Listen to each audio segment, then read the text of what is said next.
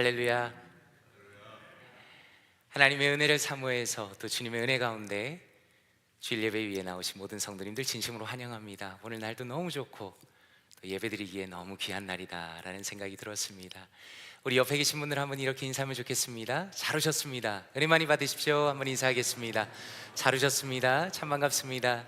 잘 오셨습니다. 잘 오셨습니다. 잘 오셨습니다. 잘 오셨습니다. 은혜 많이 받으십시오. 잘 오셨습니다.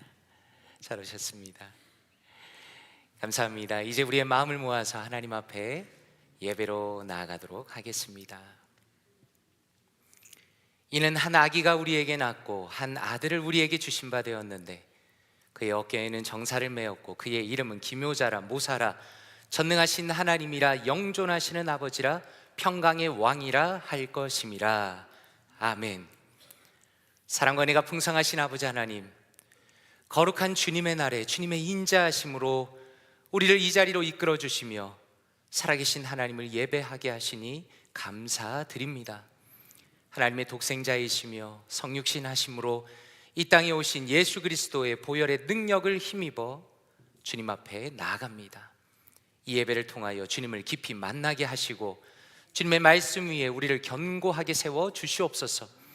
그리스도의 십자가의 은혜를 통하여 우리의 영혼과 육신이 새로운 힘을 얻고 주님께서 주시는 참된 평안과 기쁨을 넘치게 누리게 하여 주시옵소서.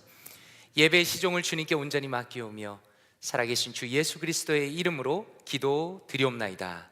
아멘.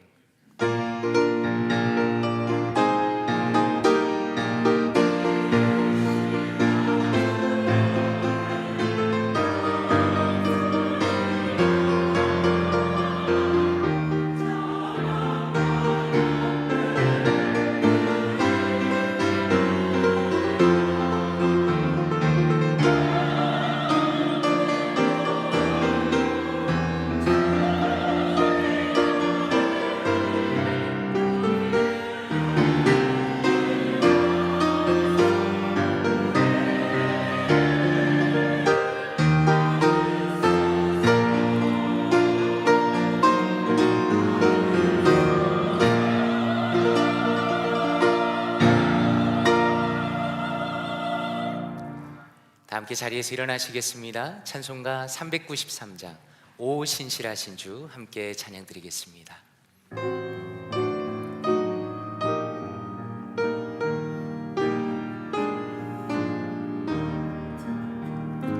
오 신실하신 주 내 아버지여 늘 함께 계시니 그 사랑 편찮고 날 지키시며 어제나 오늘이 한결같네. 오 신실하신 주, 오 신실하신 주 날마다 자비를 베푸시며 일용할 모든 것 내려주시니 오 신실하신 주 나의 구주. 봄철과 또 여름 가을과 겨울 해와 달 별들도 다 주의 것 만물이 주 영광 드러내고나 신실한 주 사랑 나타내네. 오 신실하신 주, 오 신실하신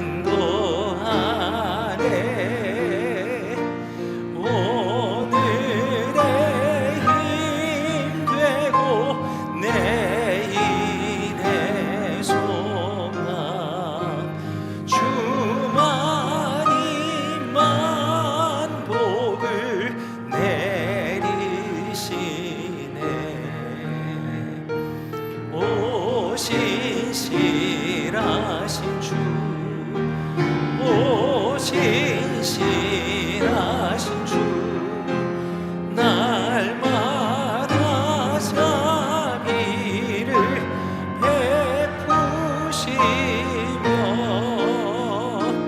일용할 모든 것 내려주시니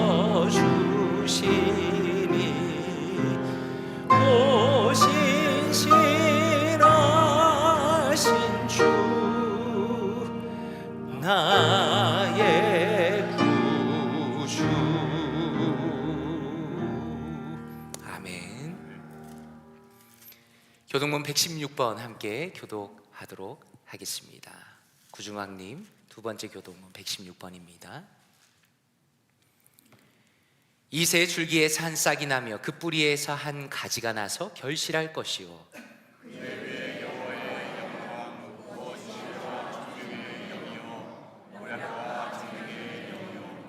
지식과 여호와를 경외하는 영이 강림하시리니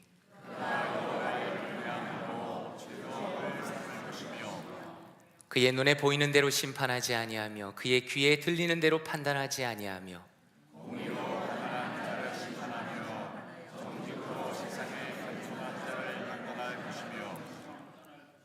그의 입에 막대기로 세상을 치며 그의 입술의 기운으로 악인을 죽일 것이며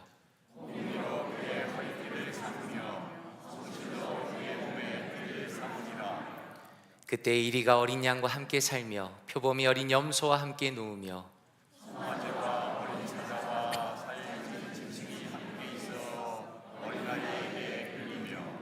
암소와 곰이 함께 먹으며 그것들의 새끼가 함께 엎드리며 사자가 소처럼 풀을 먹을 것이며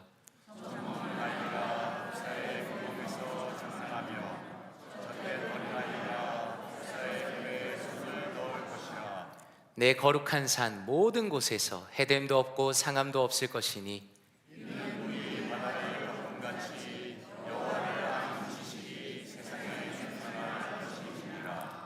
그날에 이새의 뿌리에서 한 싹이 나며 만민의 기치로 설 것이요 열방이 그에게로 돌아오리니 그가 거한 곳이 영화로우리라. 아멘. 사도신경으로 우리의 신앙을 함께 고백하도록 하겠습니다. 전능하사 천지를 만드신 하나님 아버지를 내가 믿사오며 그 외아들 우리 주 예수 그리스도를 믿사오니 이는 성령으로 잉태하사 동정녀 마리아에게 나시고 본디오 빌라도에게 고난을 받으사 십자가에 못 박혀 죽으시고 장사한 지 사흘 만에 죽은 자 가운데서 다시 살아나시며 하늘에 오르사 전능하신 하나님 우편에 앉아 계시다가 저리로서 산자와 죽은 자를 심판하러 오시리라. 성령을 믿사오며 거룩한 공회와 성도가 서로 교통하는 것과 죄를 사하여 주시는 것과 몸이 다시 사는 것과 영원히 사는 것을 믿사옵나이다. 아멘. 자리에 앉아주시기 바랍니다. 김은신 장로님 예배를 위해 기도하시겠습니다.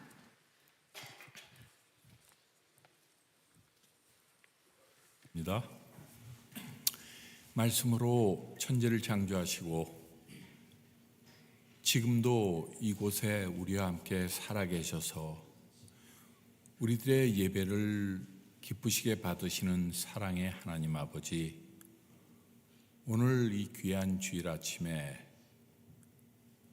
우리 죄인들 하나님의 전으로 불러주셔서 하나님의 거룩한 존전에 예배하게 하시고 예배를 통하여 말씀으로 찾아오시는 그 말씀 가운데 우리를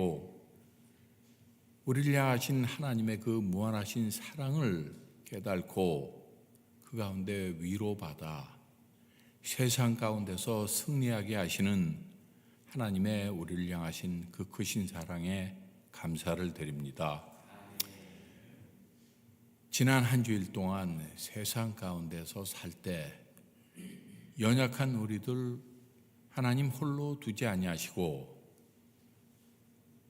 붙잡아 주시고 이끌어 주심으로 우리로 그리스도의 복음의 증인으로서 세상과 구별된 삶을 살 수 있게 하신 하나님 아버지, 하나님의 은혜에 감사를 드립니다. 하나님, 이제 올해 한 해를 뒤돌아볼 때 봄, 여름, 가을을 지나고 이제 한 해를 정리하는 12월 달이 되었습니다.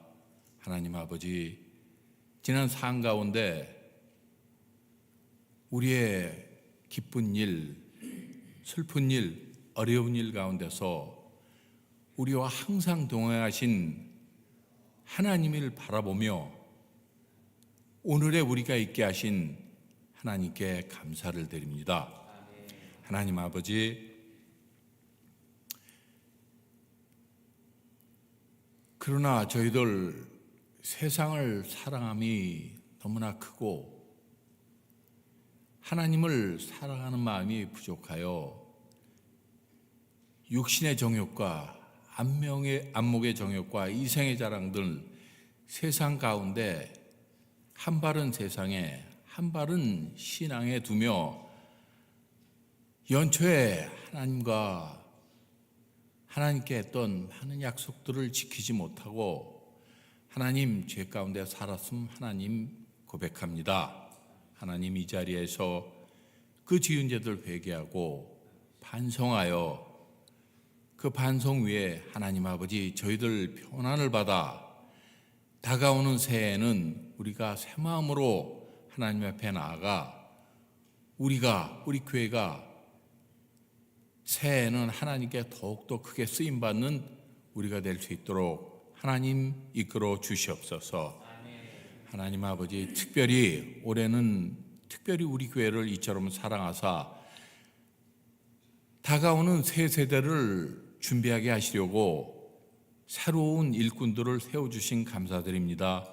4명의 안수집사와 11분의 권사를 세워주심으로 하나님 아버지, 다가오는 새 세대에는 그들이 우리 교회를 이끌고 하나님께 더욱더 큰 영광을 돌리며 하나님께 더욱 가까이 갈 수 있는 볼티모어 교회가 될 수 있도록 하나님 그들을 사용하여 주시옵기만을 간절히 빌고 원하옵나이다. 하나님 아버지, 이제 어려운 때 만세전에 예배했던 우리 정진부 목사님을 우리 교회로 보내주신 감사드립니다. 특별히 부임하신 후에 1년이 지나 2년째로 들어섰습니다. 하나님 아버지, 우리 목사님 혼신의 힘을 다하여 모든 것을 쏟아서 목회에 전념하고 계십니다. 하나님 아버지, 그 피곤한 육신이 하나님 아버지 어려워지지 않도록 목사님의 가정과 건강과 모든 문제를 우리 하나님 아버지 감당하게 주실 때 우리 목사님 오직 목회에만 충실할 수 있도록 하게 하여 주시옵소서. 하나님 아버지, 또 목사님을 도와서 수고하시는 박동민 목사님, 또 김미아 간사님, 또 영어부를 맡으신 나연수 목사님, 정말 그 4분 목회자님이 한 마음이 되어서 다가오는 2026년에는 하나님께 크게 영광을 돌리는 우리 볼티모어 교회가 되도록 하나님 우리 교회를 축복하여 주시옵소서. 하나님 아버지, 특별히 한 해 동안 교회 사역을 위해서 수고한 많은 손길들이 있습니다. 찬양대, 남보다 일찍 와서 늦게 가기를 즐거워하는 그 찬양대의 마음을 아시오니 하나님 아버지, 그들을 축복하시고 그들을 건강으로, 재물로, 가정으로 축복하여 주시옵소서. 특별히 보이지 않는 곳에서 수고하는 진교부, 또 봉사부, 미화부 많은 손길들이 있습니다. 하나님 아버지, 그들 수고를 우리 하나님 우리보다 더욱더 잘 아시오니 하나님 그들을 인도하시고 내년에는 더욱더 귀하게 써주시옵기만을 간절히 빌고 원합나이다.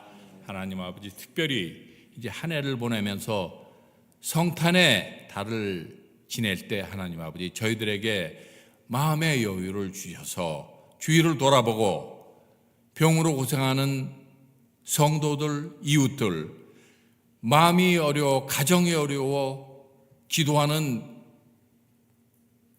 그들을 하나님 아버지 돌아보게 하시고 그들을 기도로서 또 제물로서 또 말로서 위로로서 도울 수 있는 우리가 될 수 있도록 하나님 인도하여 주시옵소서. 하나님 아버지, 이제 예배의 모든 순서를 통하여 우리 하나님 홀로 영광 받기만을 간절히 빌고 나올 때 이 모든 것 우리를 구원하신 예수님의 이름으로 기도합니다.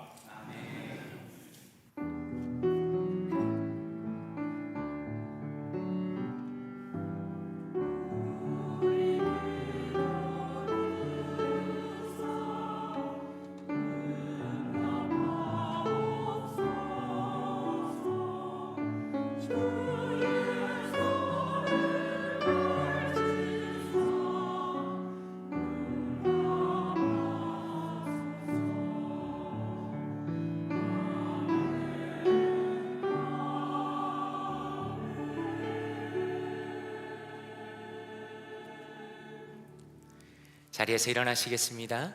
찬송가 1장 부르시면서 준비하신 예물을 하나님 앞에 올려드리겠습니다. 만복의 근원 하나님, 온 백성 찬송 드리고 저 천사여 찬송하세. 찬송 성부 성자 성령 아멘.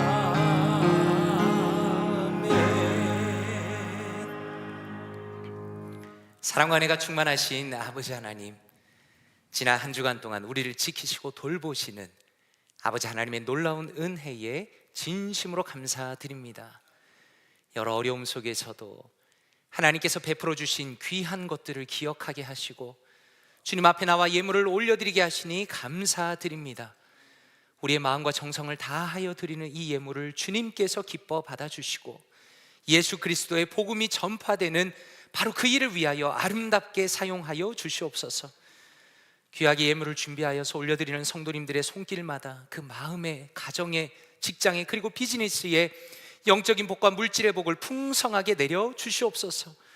또한 여러 어려움과 투병으로 인하여 이 자리에 나오고 싶지만 나오지 못하는 우리 귀한 성도님들을 친히 기억하여 주시고 그들을 위로하시고 속히 회복시켜 주시옵소서.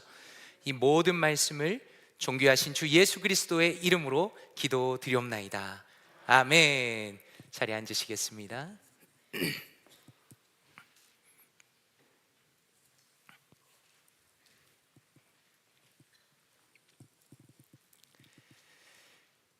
교회 앞에 교회 소식 말씀드리도록 하겠습니다.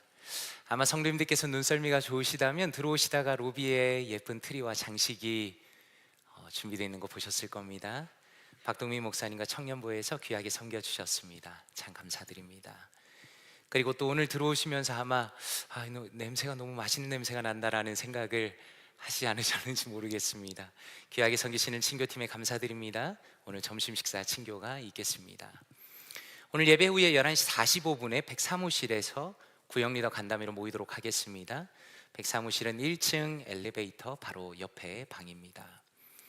볼티모어 교회 설립 51주년 감사예배 그리고 임직식이 다음 주 주일 오후 4시에 있을 예정입니다.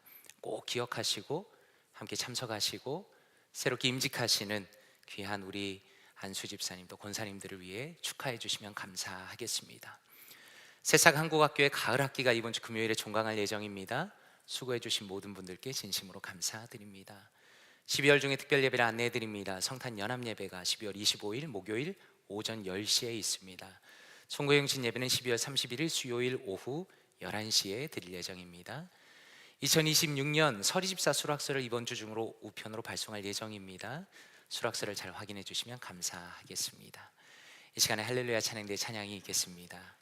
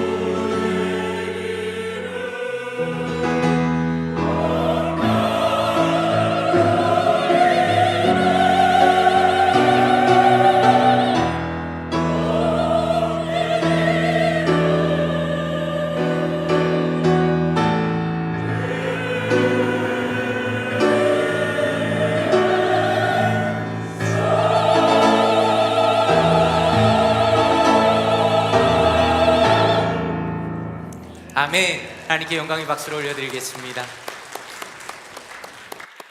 참 감사합니다. 너무 귀하고 또 힘찬 찬양 정말 감사드립니다. 함께 자리에서 일어나시겠습니다. 하나님의 말씀 함께 보도록 하겠습니다. 오늘 우리에게 주신 하나님의 말씀은 누가복음 10장 1절에서 9절 말씀입니다. 누가복음 10장 1절에서 9절 말씀입니다. 함께 합독하도록 하겠습니다. 시작. 그 후에 주께서 따로 70인을 세우사 친히 가시려는 각 동네와 각 지역으로 둘씩 앞서 보내시며 이르시되 추수할 것은 많되 일꾼이 적으니 그러므로 추수하는 주인에게 청하여 추수할 일꾼들을 보내주소서 하라. 갈지어다 내가 너희를 보냄이 어린 양을 이리 가운데로 보냄과 같도다. 전대나 배낭이나 신발을 가지지 말며 길에서 아무에게도 무난하지 말며 어느 집에 들어가든지 먼저 말하되 이 집이 평안할지어다 하라. 만일 평안을 받을 사람이 거기 있으면 너희의 평안이 그에게 머물 것이요 그렇지 않으면 너희에게로 돌아오리라. 그 집에 유하며 주는 것을 먹고 마시라. 일꾼이 그 삭슬 받는 것이 마땅하니라. 이 집에서 저 집으로 옮기지 말라. 어느 동네에 들어가든지 너희를 영접하거든 너희 앞에 차려놓는 것을 먹고 거기 있는 병자들을 고치고 또 말하기를 하나님의 나라가 너희에게 가까이 왔다 하라. 아멘. 자리에 앉으시겠습니다. 말씀을 위해서 기도하도록 하겠습니다. 아버지 하나님 감사합니다. 거룩하신 주님의 날에 존귀한 주의 말씀을 듣게 하시니 감사드립니다. 살아계신 성령 하나님께서 말씀을 깨닫게 하여 주심으로 우리가 주님을 깊이 만나기를 원합니다. 우리의 생각과 태도와 전 존재를 주님의 뜻 가운데 변화시켜 주시옵소서. 이 모든 말씀을 존귀하신 주 예수 그리스도의 이름으로 기도드리옵나이다. 아멘. 이 집이 평안할지어다 하라. 이 집이 평안할지어다 하라 라는 제목으로 하나님의 말씀 전하도록 하겠습니다. 혹시 성도님들께서는 어린 시절에 어떤 것을 기다려 보신 적이 있으신지 모르겠습니다. 저는 생각을 해보니까 소풍 가는 날을 정말 많이 기다렸습니다. 사실 초등학교 시절의 소풍이라는 것이 지금 생각해보면 별로 대단한 것은 아니었습니다. 어머니가 만들어주신 김밥을 가지고 근처의 공원에 가서 친구들과 같이 밥을 먹고 잠깐 노는 것이 전부였던 겁니다. 그런데 그럼에도 불구하고 소풍 전날은 정말 기대감이 폭발하는 날이었습니다. 평소에는 학교 준비물도 잘 안 챙겨갔는데 소풍 전날에는 자기 전에 물통과 준비물을 잘 챙깁니다. 혹시라도 빠뜨린 것이 없는지를 몇 번이나 살펴보는 겁니다. 평소에는 어머니께서 그렇게 일찍 자라고 해도 잘 안 들어갔었는데 내일은 더 재밌게 놀기 위해서 잠자리에 일찍 들어가는 겁니다. 그것이 어릴 적의 저의 모습이었습니다. 그런데 얼마 전에 저의 막내 아들이 소풍을 가려고 준비하는 모습이 저와 똑같다는 것을 보고 한참을 웃었습니다. 평소에는 학교 준비물을 잘 챙기지도 않았는데 소풍 가는 전날에는 얼마나 열심히 준비를 하는지 웃음이 났습니다. 평소에는 그렇게 열심히 일찍 자라고 엄마가 노래를 불러도 안 들어가더니 내일은 소풍이라고 알아서 침대로 일찍 들어가는 겁니다. 결국에는 저의 어린 시절과 아들의 모습을 보고 깨달은 것은 무엇인가 기다린다라는 것은 절대로 가만히 있는 게 아니다라는 겁니다. 소풍을 기다리면서 그 마음이 떨리는 것이고 기대감이 생기는 것이고 모든 것을 거기에 맞춰서 준비하는 것이 바로 기다림이다라는 겁니다. 다시 말해서 진짜 기다린다라는 것은 오히려 적극적인 것을 깨달았다는 겁니다. 그렇다면 저는 이렇게 한번 여쭤보고 싶습니다. 사랑하는 성도님들께서는 요즘에 무엇을 기다리며 살아가십니까? 그리고 그것을 기다리면서 무엇을 준비하고 계십니까? 오늘 우리는 이러한 영적인 기다림 속에서 그리고 우리에게 주어지는 그 하나님의 평안에 대해서 함께 묵상해 보기를 원합니다. 오늘 말씀 1절에 이렇게 말씀합니다. 그 후에 주께서 따로 70인을 세우사 친히 가시려는 각 동네와 각 지역으로 둘씩 앞서 보내시며 라고 말씀합니다. 예수님에게는 직접 세우신 가장 가까운 12명의 제자들이 있었습니다. 직속 제자입니다. 사도라고 불렀습니다. 특별한 능력과 권한을 가지고 있는 사람들입니다. 그런데 오늘 말씀은 무엇을 보여주시는가? 예수님의 직속 제자들을 제외하고서도 예수님의 파송을 받은 사람들이 더 있었다라는 겁니다. 여기서 흥미로운 것은 1절에 사용된 보내셨다라는 헬라어 동사는 마가복음 6장에도 동일하게 등장합니다. 복음을 전하기 위해서 12제자를 파송하시는 그 장면에서 마가복음 6장 7절에 이렇게 말씀합니다. 12제자를 부르사 둘씩 보내시며 더러운 귀신을 제어하는 권능을 주시고 라고 말씀합니다. 무슨 의미인가? 복음을 전하는 것은 사도들만이 감당해야 했던 특별한 미션이 아니었다는 겁니다. 예수님께서 이 땅에 사역하시던 그 당시에 이미 70명의 사람들을 예수님께서는 더 세우시고 그들에게도 복음을 전하도록 명령하신 겁니다. 왜 굳이 70이라는 수가 동원되었을까요? 어떤 신약학자는 창세기 10장에 등장하는 노아의 아들들 또 그 후손들 족속의 숫자가 72이다라고 설명하기도 합니다. 다시 말해서 예수님의 마음 가운데는 이미 모든 민족을 위한 복음 전파를 마음에 품고 계셨다라는 겁니다. 그런데 정말 흥미로운 것은 그 사람들이 각 동네와 지역으로 방문한 이후에 그 다음에 어떤 일이 일어날 것인가를 미리 말씀하신다는 겁니다. 1절 말씀을 다시 보니 친히 가시려는 각 동네와 각 지역으로 둘씩 앞서 보내시며 라고 말씀합니다. 무슨 의미입니까? 지금 예수님께서 사람들을 보내시는데 그 지역마다 빠지지 않고 나중에 예수님께서 다 방문하실 예정이다라는 겁니다. 저는 이 말씀을 묵상하면서 이 부분이 굉장히 중요하다는 결론을 내렸습니다. 한번 생각해 보시기 바랍니다. 만약에 예수님께서 가시지 않고 그 사람들만 가는 상황이라면 가는 사람이 어떻게 생각하겠습니까? 아, 예수님은 그냥 말만 하시는 분이시구나, 별로 이 일에 관심이 없으시구나 라고 생각할 겁니다. 그런데 예수님께서는 사람들을 먼저 보내시면서 내가 반드시 그 마을로 따라갈 것이다 라고 말씀하시기 때문에 보냄을 받은 사람들의 마음이 완전히 달라지는 겁니다. 쉽게 이야기해서 기대감이 생긴다는 겁니다.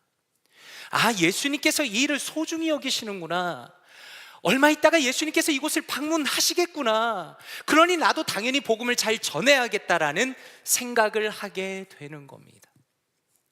그리고 이어서 2절에 이렇게 말씀합니다.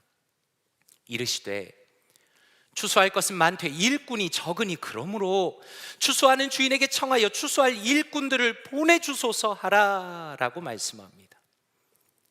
성도님들께서는 이 말씀이 어떻게 느껴지십니까? 저는 이번에 말씀을 묵상하면서 이게 너무 새롭게 마음에 다가왔습니다. 한번 생각해 보십시오. 지금 이 말씀을 받는 사람들은 70명입니다. 그리고 그 사람들을 각 마을로 보내시면서 내가 너희 뒤를 따라가겠다라고 말씀합니다. 그런데 재미있는 것은 이미 파송되어서 가는 사람들에게 추가로 부탁을 하시는 겁니다. 하나님께 기도하기를 추수할 일꾼을 보내주소서라고 기도해라 라고 말씀하는 겁니다. 다시 말해서 지금 70명의 사람들이 파송되고 있지만, 그리고 예수님이 거기에 방문하시겠지만 여전히 사역자가 부족하다는 겁니다. 그래서 우리가 발견하는 것이 무엇입니까? 예수님의 간절한 마음을 엿볼 수 있는 겁니다. 이렇게 한번 질문해 보고 싶습니다. 예수님께서 하나님의 아들로서 이 땅에 오신 이후에 그분은 어떤 태도로 살아가셨는가라는 겁니다. 절박한 태도로 살아가셨습니다. 나는 어차피 공생애가 3년이니까 그저 쉬엄쉬엄 해야겠다라는 생각 자체를 하시지를 않았다는 겁니다. 주님께서는 70명을 보내시면서도 그들의 마음 안에 더 절박한 마음이 생기도록, 더 많은 사람들이 복음을 들을 수 있도록 함께 전하게 해달라고 그렇게 하나님께 간구하도록 명령하십니다. 그렇다면 이렇게 우리 자신에게 한번 질문해 보고 싶은 겁니다. 우리 마음 안에는 예수 그리스도께서 가지신 그 절박함이 들어있는가? 라는 겁니다. 미국의 어떤 기관에서 전도에 대한 사람들의 인식을 조사하였습니다. 그 조사를 따르니 90%의 기독교인은 신앙에 대해서 이야기할 의향이 있다라고 답을 하였습니다. 정말 귀한 거죠. 그런데 참 모순적인 것은 60%의 기독교인들은 최근 6개월 동안 구원의 방법을 실제로 공유한 적이 없다라는 겁니다. 그리고 50%에 가까운 사람들은 전도하는 것이 두려운 것이고, 심지어 종교적인 신념을 바꾸도록 타인에게 이야기하는 건 무례한 일이라고 대답을 합니다. 또 다른 미국의 한 설문조사를 살펴보니 아주 흥미로운 결과를 보았습니다. 세대별로 젊은 사람부터 노년에 이르기까지 전도에 대한 인식을 조사합니다. 당신에게 신앙을 나누는 것이 중요합니까? 라고 물어보니까 모든 세대 사람들이 예스라고 대답을 했습니다. 그런데 동시에 모든 연령의 사람들은 대화를 깊이 하는 성향을 가지고 있다는 겁니다.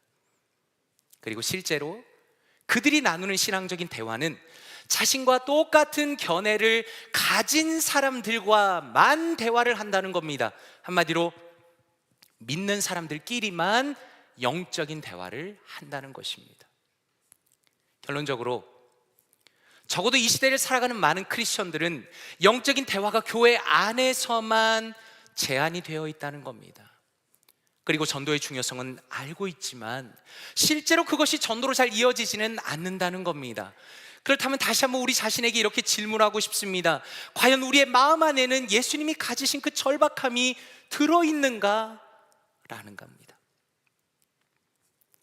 그런 면에서 우리의 대림절을 한번 생각해 보시기 바랍니다.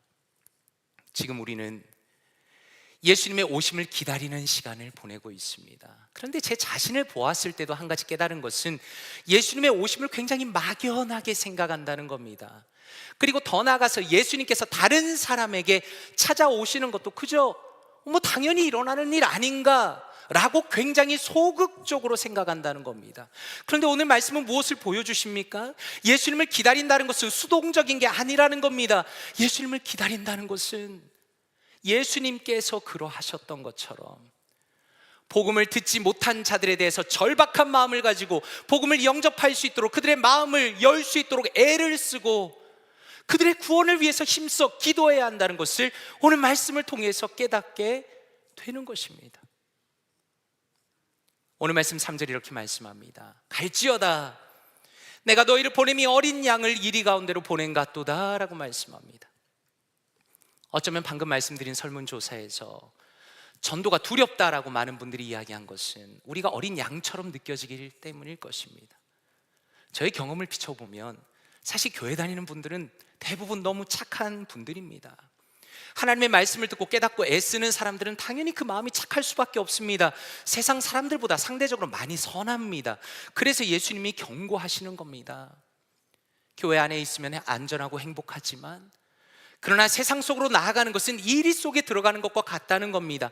왜냐하면 세상 사람들의 마음은 정말로 세속화가 되어 있고 자신에게 어떤 유익이 없다라고 생각하며 웬만해서는 낯선 사람을 가까이 하지 않습니다. 그래서 그들에게 신앙적인 이야기를 하는 것 자체가 너무 어렵다는 겁니다. 그래서 예수님께서 4절에 무엇이라고 말씀하는가? 전대나 배낭이나 신발을 가지지 말며 길에서 아무에게도 문안하지 말며 라고 말씀합니다. 이 말씀은 한편으로는 굉장히 극단적인 모습을 보여줍니다. 일종의 과장법입니다. 주님을 전하기 위해서 아무것도 가지지 말라라는 것은 다른 말로 하라면 하나님을 전적으로 의지하면서 사명을 감당하라 라는 의미를 가지고 있는 것입니다. 골로새서 4장 3절이 이렇게 말씀합니다. 또한 우리를 위하여 기도하되 하나님이 전도할 문을 우리에게 열어주사 그리스도의 비밀을 말하게 하시기를 구하라. 내가 이 일 때문에 매임을 당하였노라 라고 말씀합니다.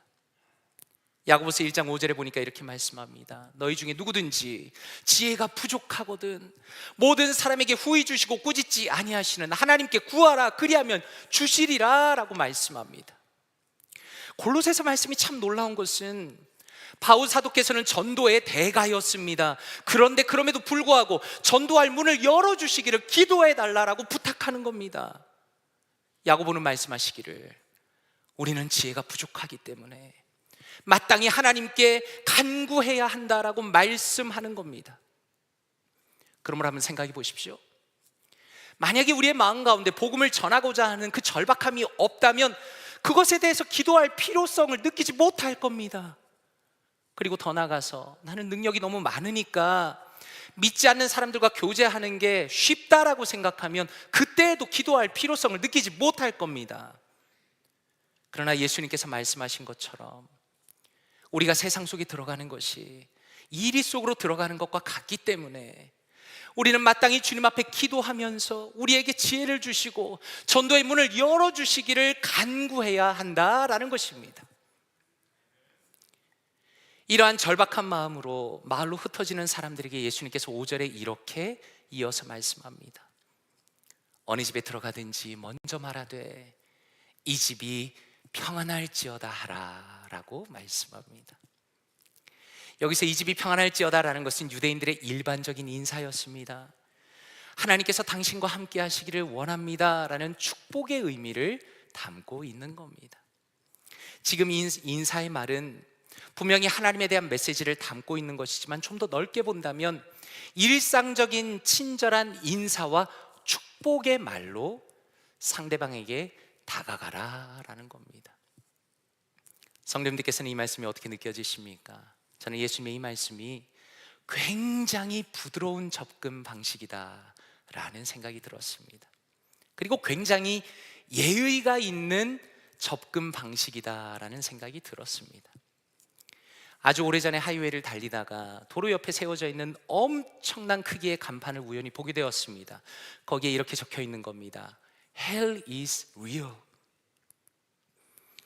아무래도 목사라서 그런지 더 간판의 내용이 눈에 띄었습니다.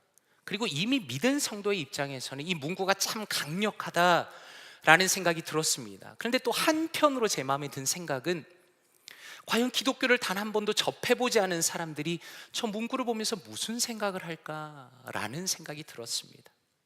왜냐하면 Hell is real 이라는 이 문구 속에는 불신자를 향한 관심과 그들을 향한 사랑이 아니라 그저 지옥이 있으니까 피해야 하지 않겠냐라는 굉장히 딱딱하고 무례한 뉘앙스가 들어 있었기 때문입니다. 그런데 오늘 말씀에서 예수님께서 사람들을 보내시며 무엇을 명령하십니까? 가장 먼저 평안을 빌라라고 말씀합니다. 하나님께서 이 집에 평화를 주시기 원합니다. 그렇게 말하라라는 겁니다. 무슨 의미입니까?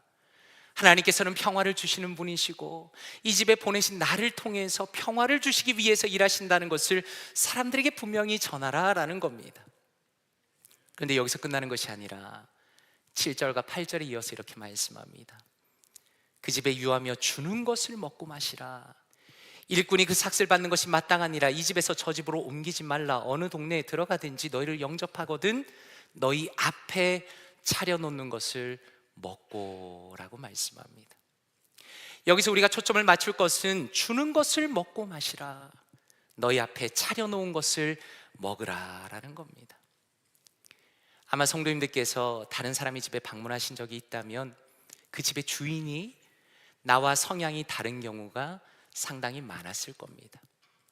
그렇다면 그 집주인의 입장에서는 좋은 것을 가져온다 하더라도 나의 입맛과 나의 상황과 맞지 않을 가능성이 얼마든지 있다라는 겁니다. 그런데 예수님께서 무엇이라 말씀합니까? 주는 것을 먹고 마시고 앞에 차려놓은 것을 먹으라는 겁니다. 그런 면에서 한번 생각해 보십시오. 지금 그 집에 방문한 사람, 예수 그리스도의 오심을 기다리면서 주님을 전하는 사람의 그 태도는 어떤 태도입니까? 엄청나게 부드럽습니다. 엄청나게 상대방을 배려하는 것입니다. 그렇다면 한번 생각해 보십시오. 성도님들께서는 오늘의 말씀이 친숙하게 느껴지지 않으십니까? 왜냐하면 이미 우리가 이러한 따뜻한 배려와 친절을 누리고 있기 때문입니다. 우리는 오늘 말씀을 묵상하면서 지금 이 사람들을 마을로 보내시는 예수 그리스도께서 이미 이 땅에 우리에게 그렇게 오셨다는 것을 다시 한번 깨닫게 되는 겁니다.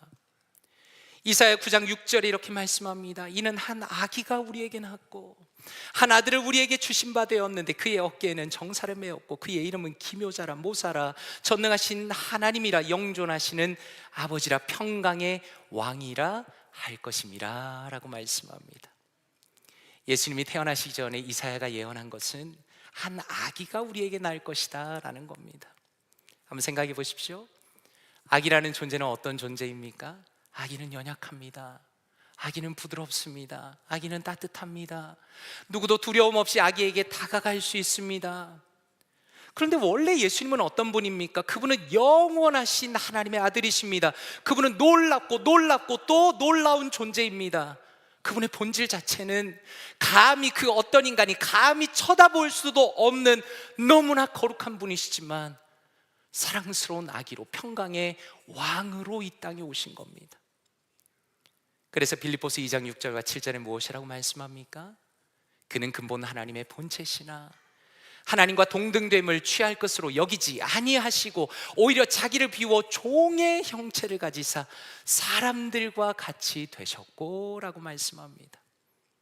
동일한 맥락이지요.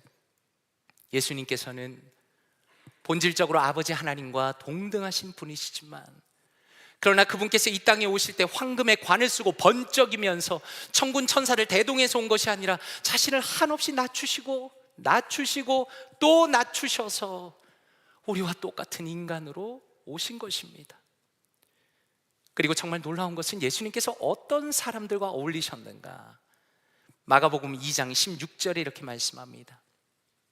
바리새인과 바리새인의 서기관들이 예수께서 죄인 및 세리들과 함께 잡수시는 것을 보고 그의 제자들에게 이르되 어찌하여 세리 및 죄인들과 함께 먹는가? 라고 말씀합니다.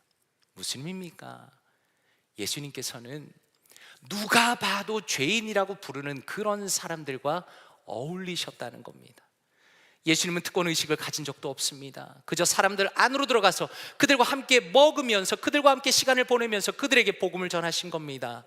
그래서 심지어 누가복음 7장 34절에 보니까 인자는 와서 먹고 마시매 너희 말이 보라 먹기를 탐하고 포도주를 즐기는 사람이요 세리와 죄인의 친구로다 하니 라고 말씀합니다.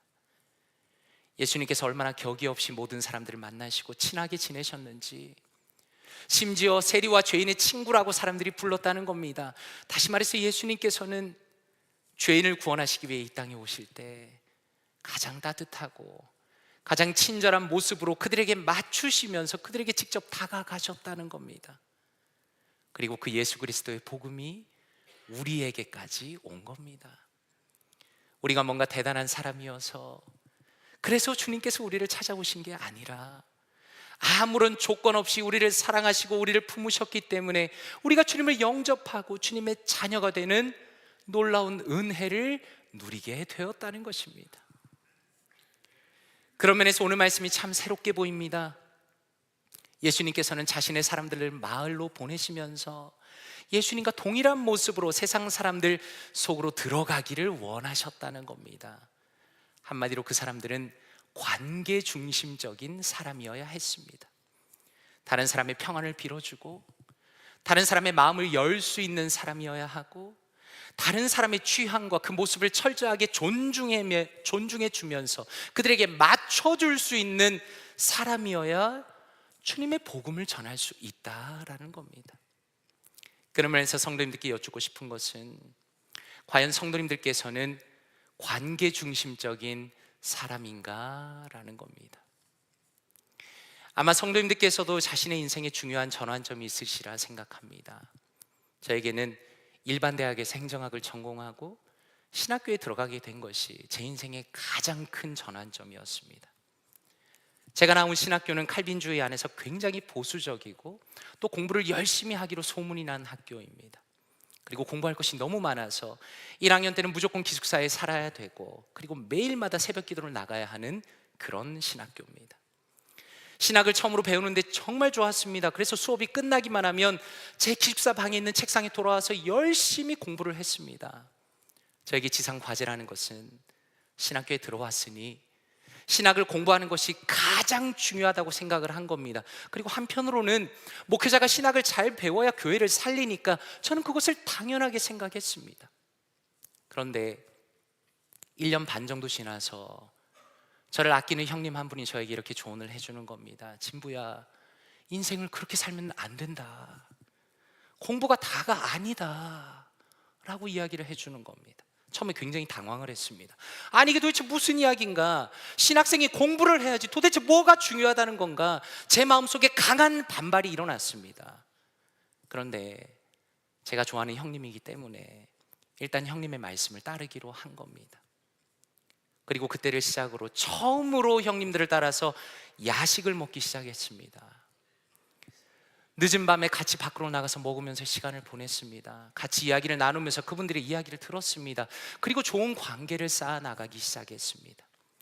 사실 그전까지 저의 모습이라는 것은 그저 혼자서 책을 보는 걸 좋아하는 책벌레에 가까운 모습이라면, 그 이후에 저의 모습은 사람들과의 관계를 중시하고 대화를 나누고 소통을 하는 그런 사람으로 바뀌기 위해서 많이 노력을 한 겁니다. 물론 성적은 어쩔 수 없이 좀 떨어졌습니다. 그러나 제가 신학교에 남은 기간 동안에 배운 중요한 한 가지는 인간의 관계 속에서 신앙을 배운다는 겁니다.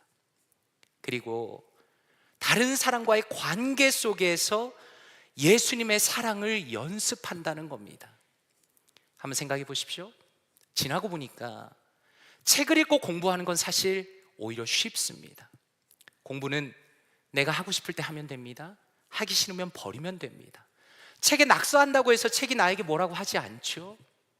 그런데 관계라는 것은 다릅니다. 정말 다른 사람과 잘 어울리기 위해서는 나의 것을 주장하지 않고 다른 사람을 인정하는 것이 반드시 필요합니다. 다른 사람의 이야기를 참고 들을 수 있는 인내심이 필요합니다. 그리고 그런 다양한 관계 속에서 경험하고 훈련한 사람만이 어떤 사람이라도 포용하고 대화할 수 있는 지혜와 능력이 생깁니다.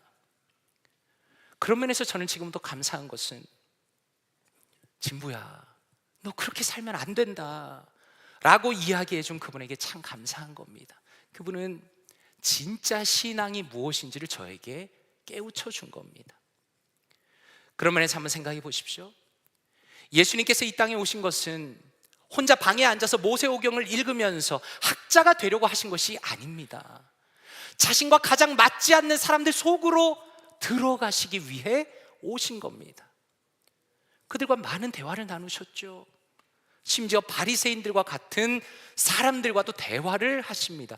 생각해보면 정말 대단하지 않습니까?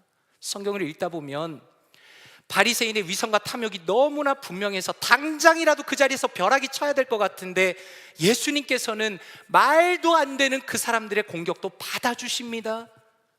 대화를 합니다. 때로는 날카롭게 공격하십니다. 무엇을 보여줍니까? 여전히 그 사람들에게도 하나님의 은혜가 흘러가고 있다는 것을 보여주시는 겁니다. 그런 맥락에서 오늘 말씀은 어떻습니까? 예수님께서는 자신의 사람들을 세상 속으로 보내시면서 바로 그 예수님의 모습을 닮아가도록 이끌어 가시는 겁니다. 자신이 몸을 낮추신 것처럼 상대방을 위해서 자신을 낮출 수 있는 사람으로, 주님께서 죄인을 참고 인내하시고 받아주신 것처럼 나도 상대방을 인내하고 그 사람에게 맞춰줄 수 있는 진짜 신앙의 사람으로 만들기 위해서 70명을 파송하고 계시는 겁니다. 그렇다면 이렇게까지 상대방을 배려했는데 복음을 받지 않으면 어떻게 됩니까? 10절과 11절에 이렇게 말씀합니다. 어느 동네에 들어가든지 너희를 영접하지 아니하거든 그 거리로 나와서 말하되 너희 동네에서 우리 발에 묻은 먼지도 너희에게 떨어버리노라. 그러나 하나님의 나라가 가까이 온 줄을 알라 하라 라고 말씀합니다. 11절에 발에 먼지를 떨어버리는 것은 나는 당신에게 아무 책임이 없습니다 라는 의미입니다. 왜냐하면 이 사람들은 예수 그리스도를 전하는 사명을 감당했기 때문입니다. 그런데 여기서 주목할 것은, 그렇다고 해서 그 사람들을 향해서 저주하라고 말씀하시지 않았다는 겁니다. 그것은 우리의 몫이 아닙니다. 오히려 마지막 부분에 그러나 하나님의 나라가 가까이 온 것을 알아라 라고 이야기하라는 겁니다. 다시 말해서 여전히 예수 그리스도께서 그들을 향해 열려 있다는 것을 마지막으로 한 번 더 그들에게 이야기하라는 겁니다. 그리고 말씀하시는 것이 12절입니다. 내가 너에게 말하노니 그날에 소돔이 그 동네보다 견디기 쉬우리라 라고 말씀합니다. 이건 우리의 입장이 아닙니다. 예수님께서 그 사람들에게 말씀하는 겁니다. 여기서 우리가 알 수 있는 것은 예수님께서는 복음을 거절한 동네의 사람들이 변하지 않는다면 분명히 마지막에 비참하게 될 것을 말씀하신다는 겁니다. 그런데 여전히 그 심판은 뒤로 밀려져 있습니다. 그날에는 소돔과 고모라보다 더 큰 심판이 있겠지만 지금은 여전히 그들에게 찬스가 있습니다. 하나님께서는 여전히 그들을 인내하시며 기다린다는 겁니다. 말씀을 묵상하는데 바울 사도가 생각이 났습니다. 바울 사도는 그가 사역을 하는 동안에 소아시아와 유럽과 그리고 로마 제국 전역에서 엄청나게 넓은 지역을 전도 여행을 다녔습니다. 그는 아마 수백 개가 되는 마을과 도시를 방문하고 교회를 개척하고 수많은 사람들을 만나면서 복음을 전한 겁니다. 바울 사도는 사실 그 당시에 엘리트 중에 엘리트였습니다. 유대의 랍비 중에 가말레일이라는 유명한 사람에게 배웠습니다. 정통 유대인입니다. 자신의 신념이 굉장히 강한 사람이었습니다. 그런데 고린도전서 9장 19절과 23절 그 사이에 이렇게 말씀합니다. 내가 모든 사람에게서 자유로우나 스스로 모든 사람에게 종이 된 것은 더 많은 사람을 얻고자 함이라.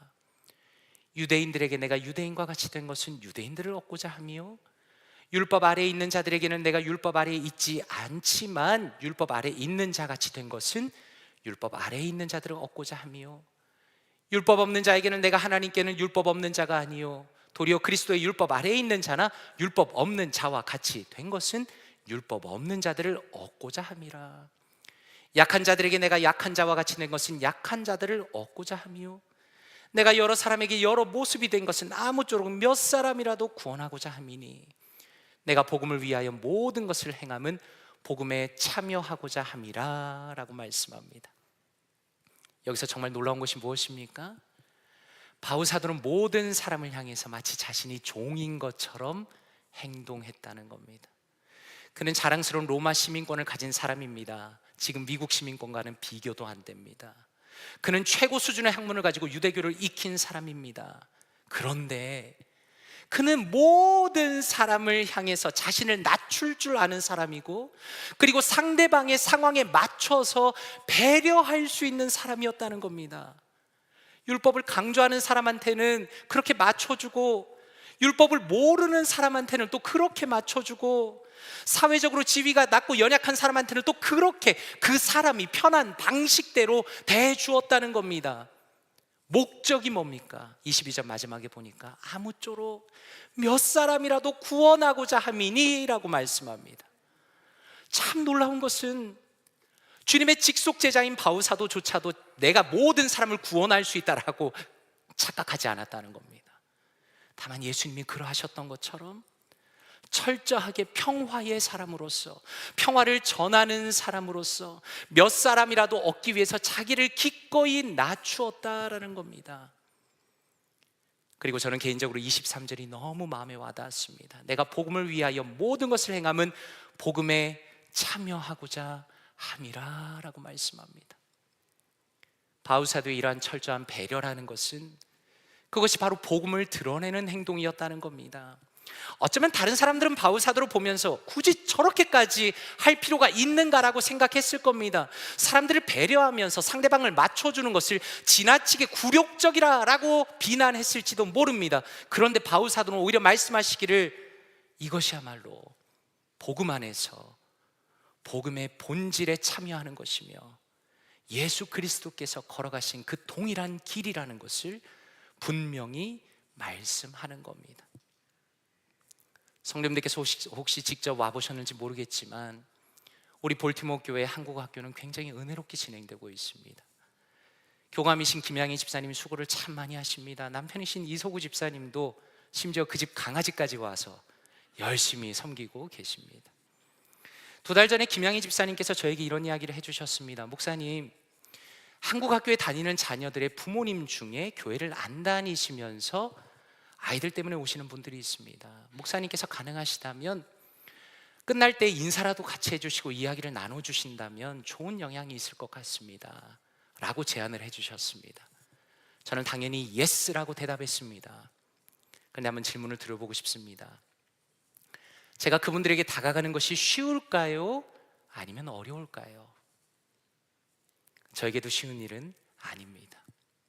저도 생전 처음 보는 분들입니다. 낯선 분들입니다. 정말 쉽지가 않습니다. 제가 겉으로 보면 굉장히 외향적으로 보일 수 있겠지만 사실 굉장히 내향적인 성격을 가지고 있습니다.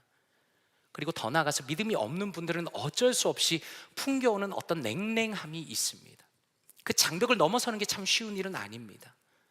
그래도 용기를 내서 젊은 한국 부부들과 이야기를 좀 나누었습니다. 미국 부모님들과도 이야기를 나누었습니다.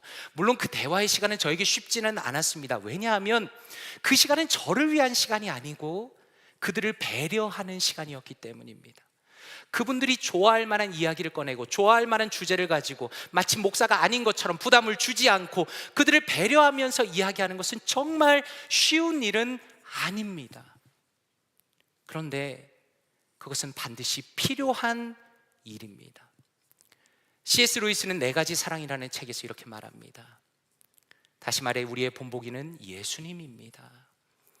갈보리에서의 예수님뿐 아니라 일터에서, 길가에서, 군중 속에서 그 시끌벅적한 요구들과 험악한 반대들, 모든 평화와 사생활의 박탈, 온갖 방해질 속에서 예수님 말입니다. 왜냐하면 겉으로 보기엔 하나님의 생명 본질과 판이하게 달라서 전혀 유사성이 없어 보이는 바로 그런 것들이 인간 세상의 조건 아래서 일하시는 하나님의 생명이기 때문입니다 라고 말합니다. 예수님을 닮아가는 것은 갈보리로 대표되는 교회 안에서만 일어나는 일이 아니라는 겁니다. 오히려 내가 살아가고 걸어가고 있는 실제의 삶 속에서 일어나야 한다라는 겁니다. 마치 늑대 무리 속에 끼어져 있는 양처럼 세상 속에서 반대를 당하고 다른 사람을 배려하느라 내 사생활이 점점 사라지는 그런 곤란한 상황 속에서 예수님을 닮아가야 한다라는 겁니다.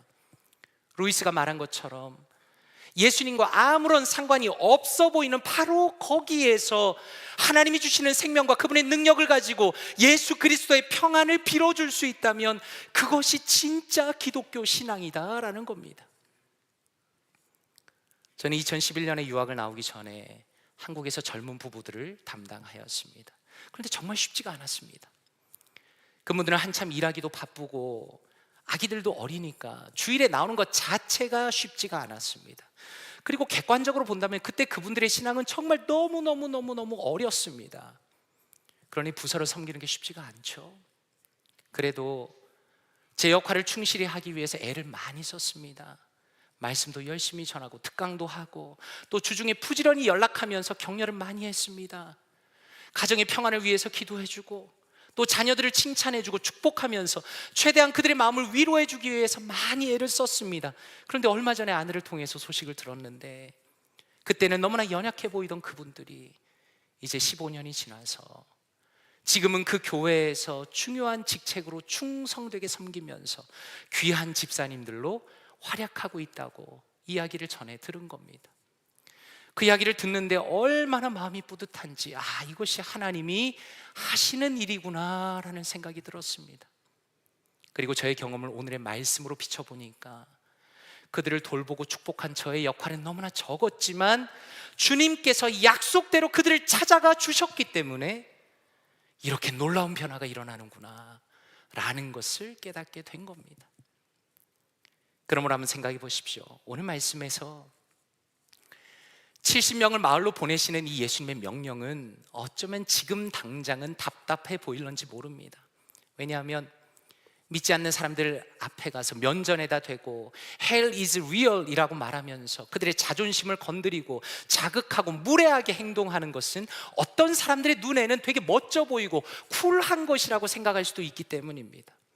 그러나 예수님께서는 예수님이 이 땅에 다시 오심을 소망하면서 복음을 전하는 모든 자들에게 따뜻한 관계 속에서 그 사람을 사랑으로 대하면서 예수 그리스도의 평안을 전하는 사람으로 살아가도록 우리에게 권면하시는 겁니다.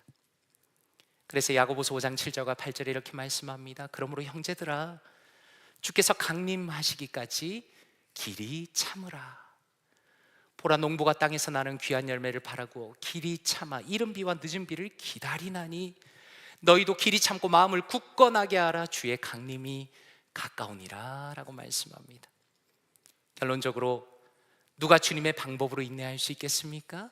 그것은 주님의 오심을 기다리는 사람, 진실로 주님이 오실 것을 확신하는 사람, 주님의 칭찬을 기다리는 사람만이 주님의 방법으로, 주님의 제자로서 세상을 살아갈 수 있는 겁니다. 그러므로 간절히 바라기는 주님의 오심을 기다리는 이 대림절의 기간에 누군가를 향하여 발걸음을 내딛는 우리가 되기를 원합니다. 주님을 모르는 사람들, 그리고 주님으로부터 멀어져 있는 사람들을 찾아가고 그들의 평안을 빌어주고 그들에게 맞추어 사랑으로 섬기면서 주님께서 그들을 친히 찾아가 주시기를 함께 기도하는 사랑하는 모든 성도님들 되시기를 주님의 이름으로 축원드립니다. 함께 기도하겠습니다. 이 시간에 말씀을 묵상하시면서 함께 기도하기 원합니다. 아버지, 감사합니다. 주님을 감히 만날 수도 없었던 저를 찾아오시며 예수 그리스도의 친절과 사랑과 은혜로 저를 구원하시니 감사드립니다. 주님께서 저에게 베푸신 귀한 은혜를 평생 동안 더 깊이 알아가며 감격하며 감사하는 복된 인생 되게 하여 주시옵소서. 아버지 하나님, 예수님께서 저를 세상 속에 보내실 때에 주님의 뜻 가운데 순종하며 나가기 원합니다.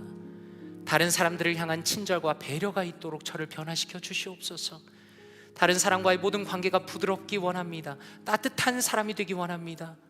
그리하여 저의 주변에 있는 모든 사람들에게 저를 통해 주님의 평안이 전달이 되고 그들이 예수 그리스도를 만나게 하여 주시옵소서. 이 시간에 말씀을 묵상하시면서 함께 기도합니다. 기도하겠습니다. 아버지 하나님, 감사합니다. 하나님께서 우리 사랑하는 성도님들과 함께 말씀 나누게 하시니 감사합니다. 하나님, 주님을 감히 만날 수도 없었던 저를 찾아오시며 하나님 예수 그리스도의 아름다운 사랑과 친절과 사랑과 그 은혜로 하나님 저를 구원하시니 감사합니다. 하나님, 주님께서 저를 찾아오신 이 놀라운 은혜, 우리를 찾아오신 그 귀한 은혜를 하나님 평생 동안 더 깊이 알아가며 감사하며 감격하는 복된 인생 되게 하여 주시옵소서. 하나님, 우리가 주님의 말씀 앞에 설 때마다, 말씀 앞에 기도할 때마다, 주님 앞에 나아갈 때마다 하나님, 우리가 받은 이 은혜가 얼마나 귀한 것인지를, 예수 그리스도께서 얼마나 아름답게 우리를 위하여 찾아오셨는가를 하나님 우리의 인생 가운데 깊이 깨달아 알게 하여 주시옵소서. 그리하여 주님을 생각할 때마다 존귀하신 예수 그리스도, 아름다우신 예수 그리스도, 따뜻한 예수 그리스도, 그분의 사랑이 우리의 마음 가운데 찾아오셔서 하나님 우리가 주님 앞에 감사하며 감격하며 은혜를 누리는 우리가 되게 하여 주시옵소서. 하나님, 주님께서 우리를 세상 속에 보내실 때에 다른 사람을 향한 친절과 배려와 은혜가 있기를 원합니다. 하나님, 다른 사람과의 관계가 부드러워지기 원합니다. 따뜻한 사람이 되기 원합니다. 따뜻한 말을 할 수 있는 사람이 되기 원합니다. 격려의 사람이 되기 원합니다. 은혜의 사람이 되기 원합니다.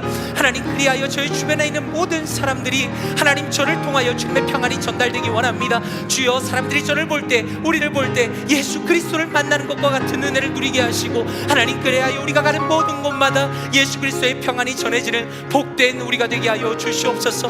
하나님, 그리하여 참으로 각박하고 살아가기 힘들고 은혜를 잃어버린 이 말세지 말에 하나님, 우리 볼트모 교회 모든 성도님들을 통하여, 또한 저희의 인생을 통하여 하나님의 평안과 예수 그리스도의 아름다운 사랑이 세상 끝까지 전해지는 아름다운 역사를 허락하여 주시옵소서. 우리가 살아가는 바로 그 자리가 예수 그리스도가 임재하시는 자리가 되게 하시며 예수님의 사랑이 퍼져나가는 아름다운 복된 자리가 될 수 있도록 하나님 은혜를 더하여 주시옵소서. 우리가 기도하는 모든 자들에게 하나님 찾아가 주시고 역사하여 주시고 그들의 마음을 변화시켜 주시며 주님을 만나는 아름다운 역사가 일어날 수 있도록 주여 은혜 위에 은혜를 더하여 주시옵소서.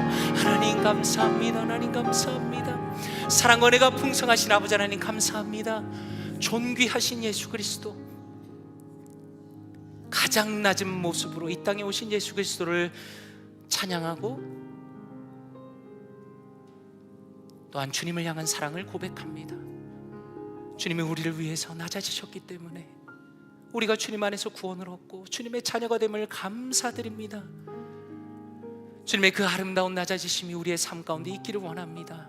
다른 사람들과의 관계 속에서, 나의 언어 속에서, 특별히 믿지 않는 자들과의 그 관계 속에서 우리의 모든 모습과 삶을 통하여 예수 그리스도의 평안이 드러나게 하시고 또한 그들을 위하여 기도하는 우리가 되게 하여 주시옵소서. 내가 반드시 그 사람들을 찾아가겠다고 주님께서 약속해 주셨는데 우리가 방문하며 우리가 만나며 우리가 대화하는 그 모든 사람들을 아버지 그들의 구원을 위하여 우리가 마음을 써서 기도하는 사람들이 되게 하시며, 특별히 각박하고 냉정하고 은혜가 없는 이 말세지 말에 우리 사랑하는 모든 성도님들, 또 저의 삶을 통하여 많은 사람들이 예수님을 발견하며 그분의 평안을 누리며 궁극적으로 주님의 자녀들로 돌아올 수 있도록 우리의 인생을 사용하여 주시옵소서. 이 모든 말씀 감사드리며 살아계신 주 예수 그리스도의 이름으로 기도드리옵나이다. 아멘. 자리에서 일어나시겠습니다. 찬송가 412장 내 영혼의 그 깊은 데서 함께 찬양드립니다.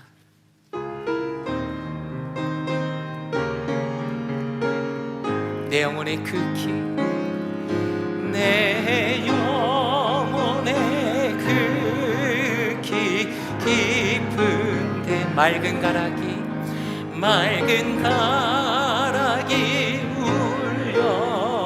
울려나네. 하늘 곡조가 언제나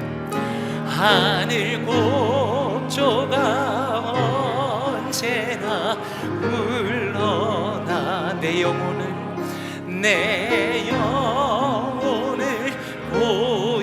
보이사네. 아멘. 평화로다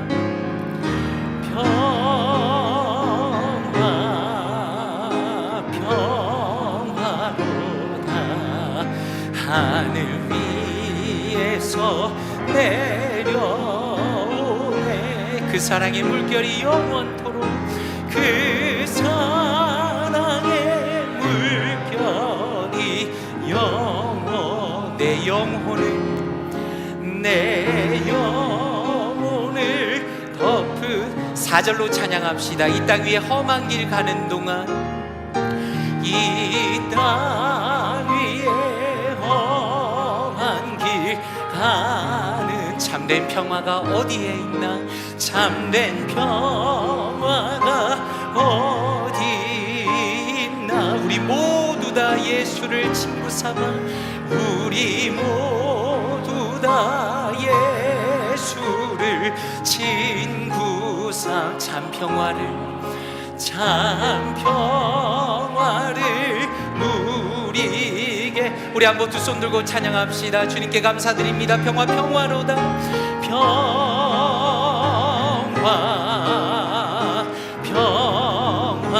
아멘. 하늘 위에서 내려오네. 그 사랑의 물결이 영원토록 그 사랑의 물결이 영원토록 우리 마지막으로 후렴으로 다시 한번 고백합니다. 주님의 모든 평화를 감사드립니다. 평화로다